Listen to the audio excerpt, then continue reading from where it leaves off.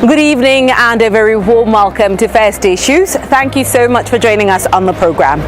We're officially in the festive season, which is also the busiest time of the year.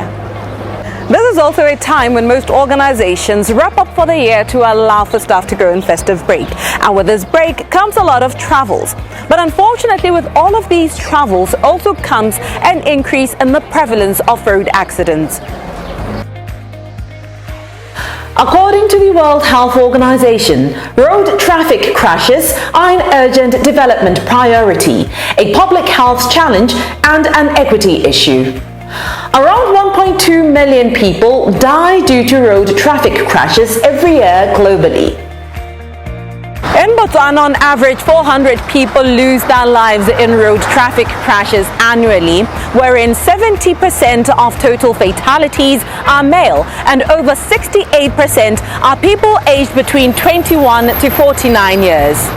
The situation causes a huge socio-economic burden, costing Motor Vehicle Accident Fund or MVA Fund around 200 million pula in claims costs yearly. The economic impact on the national economy is estimated at 2 to 3% of the gross domestic product. The situation deteriorates during the last 3 months of the year due to increased travel and festivities. Over the next few weeks, First Issues will be running a series on road travel safety tips, where Mompati Bontsibokae will be sharing his tips on how you can take care of yourself and other motorists on the road during this time. Tonight, we lay the foundation for the next few weeks with an all-encompassing discussion. The period that we are in, as road safety practitioners and stakeholders, we note on an annual basis that the numbers has a tendency of rising. This is a time when a lot of people start traveling. A lot of social events, social activities are planned around this time. You will note that even when it comes to organizations, they organize their staff parties, their staff engagements around this time. Team building activities, they are organized around this time. And people also plan their holidays around this time. So basically there is increased movement during these months. But Primary to why we have accidents is the behavior with which we carry ourselves during driving. So what is it about the festive season that makes people engage in these behaviors that put them at risk of being in road accidents? Yeah, it's the culture. I think it goes with culture. We believe that festivity is all about engaging in risky behaviors such as taking alcohol. And another thing is that we don't have a culture of maybe engaging in a social activity where we are drinking and we are just in one place. Once we start engaging in drinking, we want to move around, and that's where the risk is. Also, it has to do with the culture and the economy. In other countries, you realize that when you look at the statistics, most of the people who will be involved, overrepresented, will be drivers. But in Botswana, because of our socio-economic issues, the dynamics, you find that most people who suffer a lot are the passengers, because one vehicle will be carrying more than one passenger.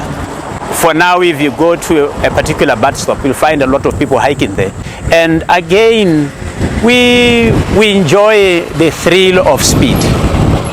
There are so many campaigns around road traffic, road safety awareness, and what to do and what not to do. But we're still seeing this increase happening. Where do you think the disconnect is? We still believe that the level of road safety education is not yet there. We still need to do more in terms of educating people on the risk of using the road. Secondly, there was a time we engaged some consultants to come and do a study on impact assessment of road safety initiatives, just cutting across, not only on education, as to what we are doing as a country towards curbing road accidents. The study was done in 2019 by Johns Hopkins University. One of the things that they noted is that, like you acknowledged it, there's a lot of education going into this thing. But it seems like the education is not really making or bringing the change that we want in terms of behavior change. Yeah. So they suggested that it's because of the capacity that we have in Botswana as a developing country in the space of road safety, in terms of the way we package our messages. Therefore, they suggested that we need to adopt the public health approach of public education, where we focus more on behavior change as opposed to raising awareness. Well, ultimately, this may seem like a very obvious question that has an obvious answer, but what do you think people must be cognizant of, that if the behaviors do not change, if you continue having these increasing numbers of road collisions and accidents and deaths, what would happen? On average, we register 400 deaths due to road accidents, and most of the people that are affected are of the age between 21 to 49, which means this is the economic group, people who are active in terms of economically. These are people who are supporting either their parents or they are supporting their children, their spouses. So the risk is that if we do not change, we will continue to experience an increase in the socio-economic impact of accidents to our families, to our nation, because the cost is very high. And that is why currently we are running with the message that says, imagine life without you. Because it's a value-based message that says, you are not just living for yourself, there are others that you are connected to who need you.